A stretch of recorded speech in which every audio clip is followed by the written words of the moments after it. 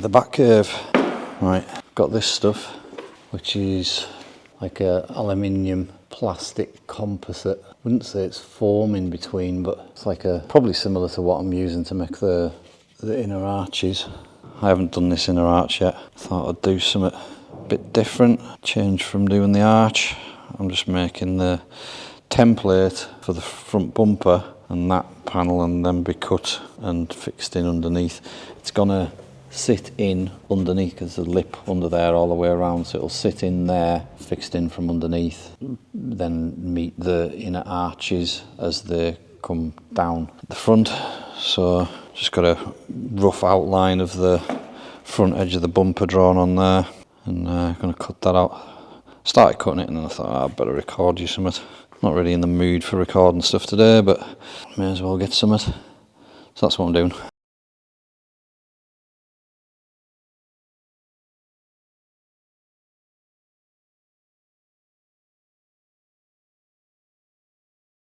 So along inside there, there's the radiator sitting about that far back, and underneath the radiator there's a bracket, obviously for supporting the radiator. I think there must have been an under tray on the MR2 fixed into that, because there is some bolt holes on it, probably like, you know, like a plastic under tray. So I'm going to try and pick up on those, but like I say, it needs to go back to pick up on the inner arches as well. So I need to finish the inner arches really before I go hacking into an expensive sheet of composite plastic, shall we call it. But that's the front edge done anyway. That sits in nice.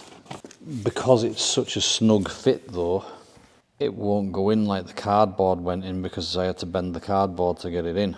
I'll have to work that bit out when I come to it, but that's tucked right into the edges as well as the front. But I won't be able to do that when I put the harder one in, so I maybe have to trim off the edges a little bit, just so that they'll just go over.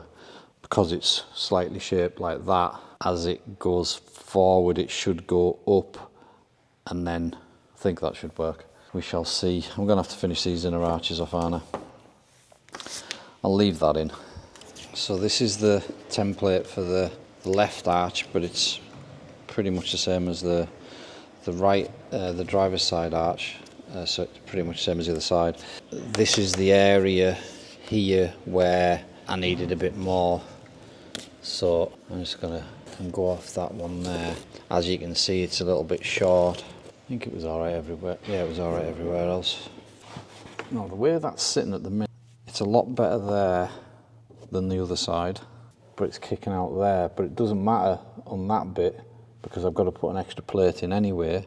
So what I want is that to stay there, and I can't see shit under here.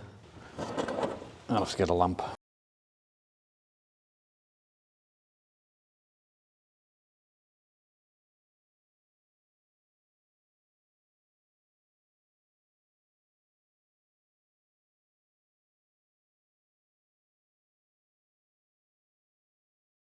Right, one eternity later, this has proved to be quite a pain in the arse job. I thought this one was going better than the other side, but they've both had different issues. Once I got them into the right shape-ish, into position, another problem started to show itself.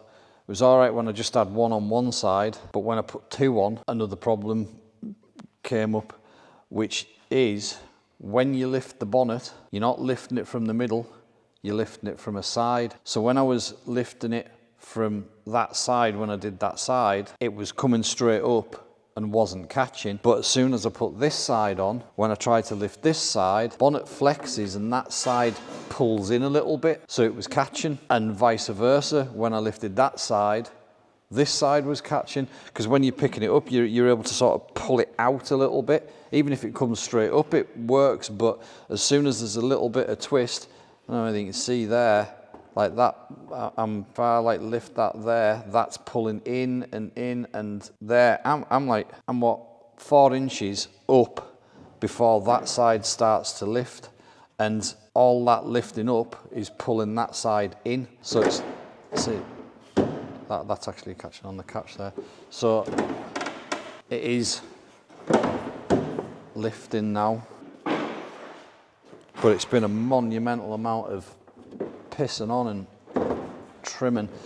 That little bit where it's catching there is it's actually catching on the pegs.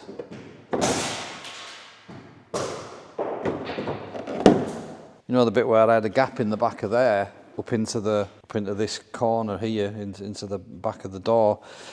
I've literally had to make sure it has got that gap, because if it's not there, it will not lift.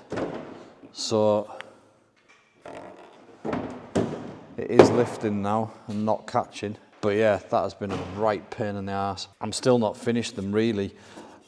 That one now, or rather this one, is as bad as that one, or that one's as good as this one. Apart from the split on the front, they're both pretty much exactly the same. Well, they're not exactly the same, but they're about as good.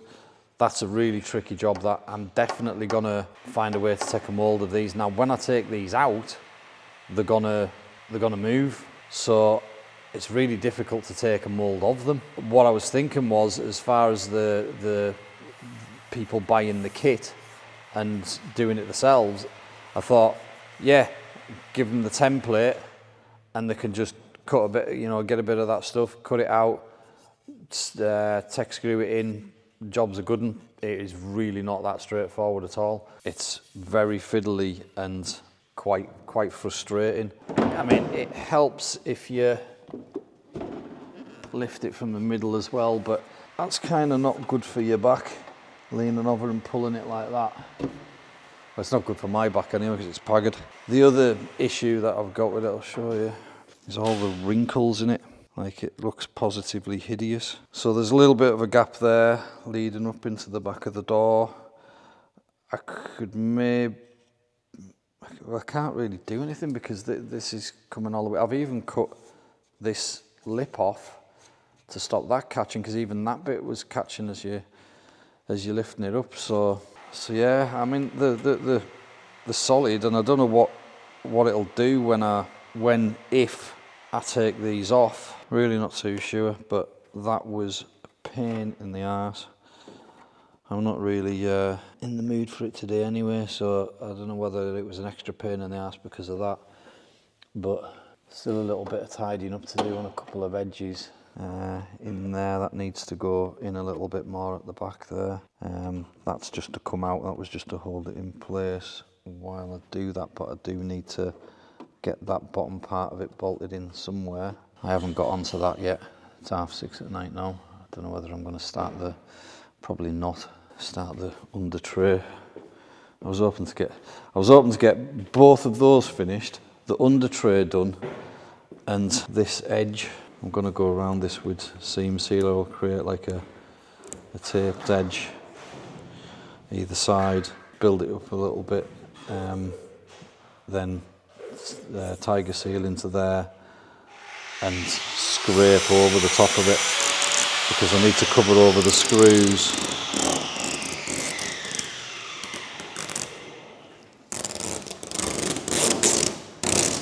And fill this gap in, so fill from there to there and make it look nice, hopefully. You know, people have suggested getting like window rubber and cutting it and sticking it down and whatnot, but I need to cover the screws, so it needs to be big enough to go over the screws. If you were to get the window rubber, how the hell am I going to bend a bit of window rubber into there without it creasing in there? So I'm still down with the tiger seal plan on there. So yeah, this one's not as wonky or wrinkly as the other one, although it has got its fair share of wrinkles. It's not as bad as the other one. In fact, I prefer this one to that one. Still need to sort that bit out there. That's split.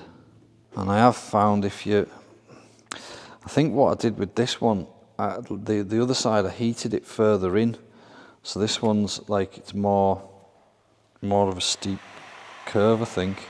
That one, the other side comes, you see the flick that it's got on it there. And that's obviously to get it up underneath this lip, or rather stop it catching on that lip, and it's sitting on the bonnet about there. Reasonably, I'm happy they're in and it's working, but now I need to make them look better.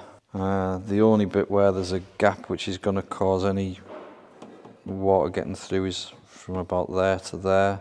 Possibly, I don't know whether I can even put a panel up the front of the door just to stop it getting in the hinges. The hinge is right up here, like, so it's going to be more in that section there.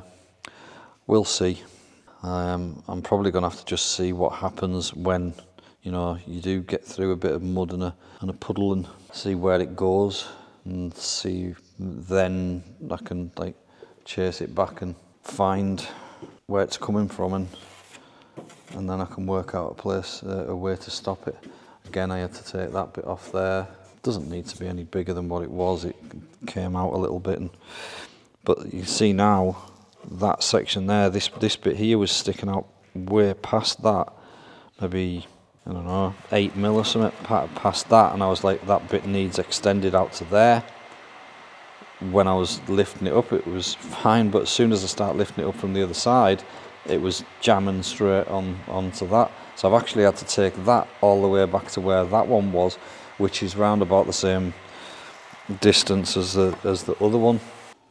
Need to put that onto the other side.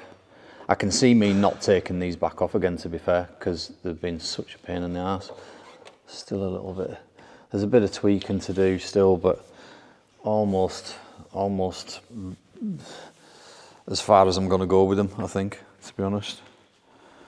It's not as if the bonnet's going to be up, it's not as if you can see it, but at the same time I know it's there. So I'll just not pop the bonnet in public, but really like to work out a better way of doing that.